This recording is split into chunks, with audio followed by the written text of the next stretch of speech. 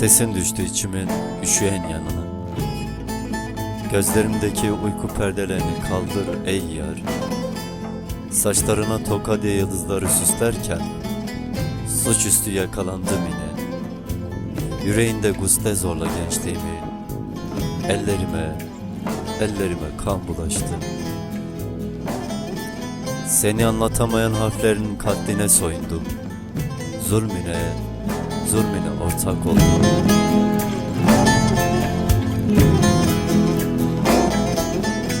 Öznesi sen olmayan devrik cümlelerin kendimi sana yordum sevgilim. Sen beni gözlerinin en elif haline bağışla.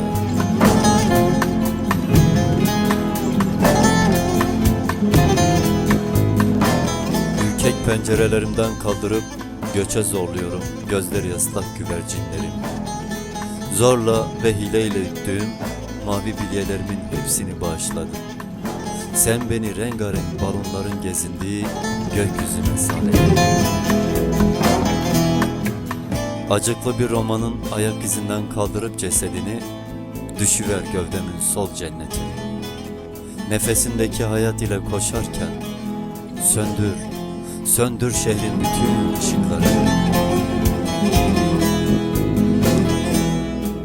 Kapat tüm kapılarını, sadece dinle. En sevdiğimiz şarkı radyoda çalınıyor bak.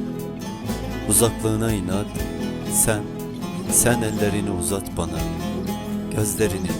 Gözlerini kapat kirpiklerime.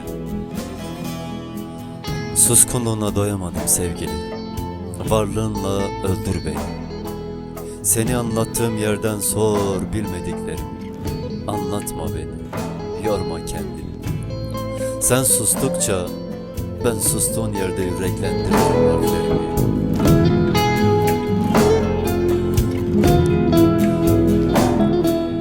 Seni anlatamadığım gün sonsuzluğa bağışlarım yufka gençliğim. Adının harfleri ant olsun ki gövdemin en körpe yerinden koparırım yaralarımı. Sustuğun yerde içime bir başka çekiyorum seni sevgilim.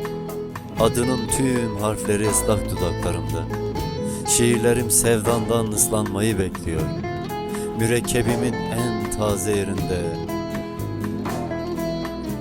Beni sesinin yokluğuna alıştıran yüreğine, seni sensiz de yaşatabilecek kadar güçlü yüreğime selam olsun, selam olsun.